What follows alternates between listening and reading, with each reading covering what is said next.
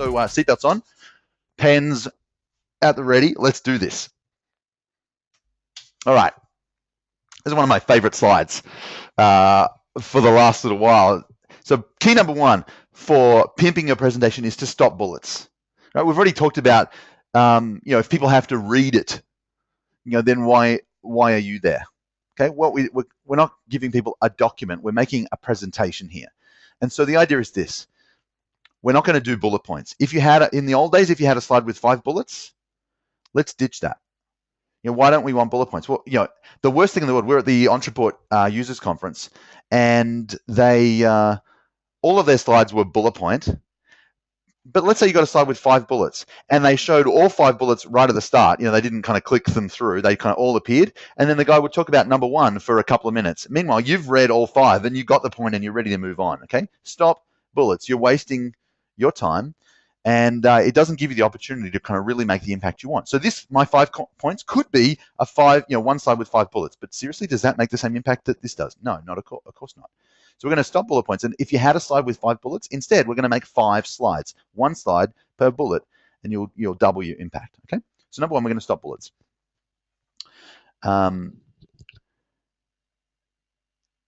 If you're standing in front of by the way, some people say that on a webinar, text is better because you kind of people kind of read along hypnotically. I don't know if they read along hypnotically or they're just asleep.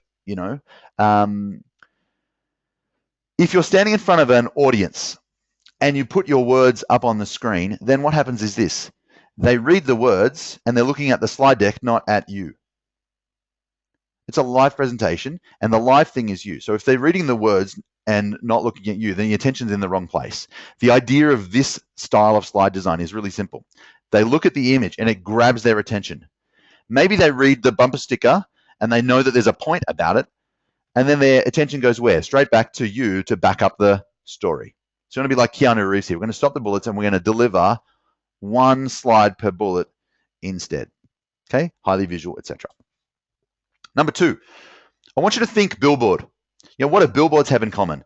Usually dominant image, few words, right? You get enough fumes in traffic. So this is kind of simple image makes the point. Okay, here's the key with the images. If you're doing pink sheets, and by the way, if you've never heard me talk about pink sheets before, then ask me about that in the Q&A and I'll explain. But if you're writing with pink sheets, if you create your content with pink sheets like I do, then here's what you do. The text here where it says think Billboard is the point. It's the bumper sticker of your content. Every piece of content, as per our friend Matt Church, has a point, some supporting stuff that makes the point, and that altogether paints a picture. And so the picture is a model, which you've seen me draw kind of circles, triangles, and squares, or a metaphor. And usually the image is, the metaphor from your pink sheet is the image that you put on your slides. So let me just show you some billboard designs which I've seen recently, which I think kind of do a really good job of showing the difference. Right, this is promoting Jackass 3D, the movie. This is it from here. Like, how many words do you really need?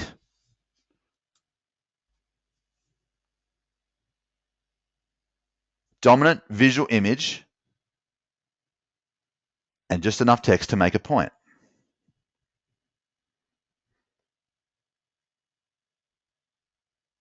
This is fantastic. I totally really kind of love this kind of Jenga billboard. Dominant visual image, a little bit of text to make the point.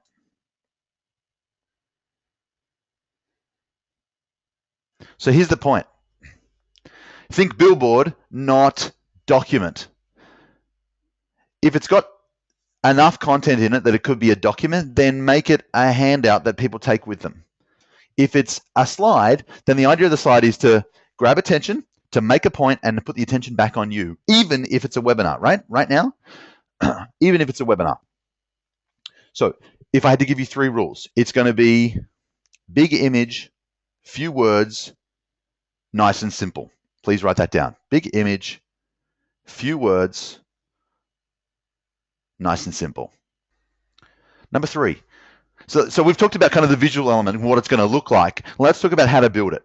So the first, kind of the first key about how to build it, or kind of point number 3 in our 5 here, is framework before work. before you even open up a slide, open up Keynote or slide or PowerPoint, before you open up any slideware, you want to have a framework set up front so you know what to talk about, in what order, and what sequence. So part of the secret here is to have almost like have a template for every presentation that you do. Not almost like, actually have a template for every presentation that you do. So for me, for example, I have 14 slides that I use for every single presentation, 14 slide layouts. Okay, so what I do is I start with a pen and paper, and I kind of map out what I want to say, and I've got a particular structure for that, which I'll go through with you in a minute. Once that's done, then it's just about building the slides one by one by one. So framework before work. I think otherwise you end up so deep into the details that it's hard to get perspective. So the secret to doing this and doing this fast and doing it incredibly easily and quickly is to have almost like a paint by numbers in front of you. You just kind of, every time you go to create a piece of content, you just backfill the content, almost like pouring jelly into a mold, right? Framework before work. Number 4, storyboard it. I kind of alluded to this a minute ago, but every great presentation, well, in fact, every presentation I do doesn't start on my computer at all. It starts with pen and paper in a notebook. Now, you might use sticky notes or 3x5 cards or a piece of paper, or even just open up, even if you just open up a brand new presentation and drop in the keywords, what it's going to be about, that's kind of miles ahead of the game. We're not going to build actual presentations until it's time. But if you start off with storyboard, then you're good. Cool. So with mine, it always starts off with a pen and paper. As digital as I am, as high tech as our company is, I am most comfortable with a pen and paper, and I'll just draw out a series of little squares and fill them in with content. And I'll show you exactly how in a mo. Okay. So we're going to think framework before work, which is have a content structure. Then design the content before you work on the slide, and then 5th is to brand it. You want to have a signature style that is all your own.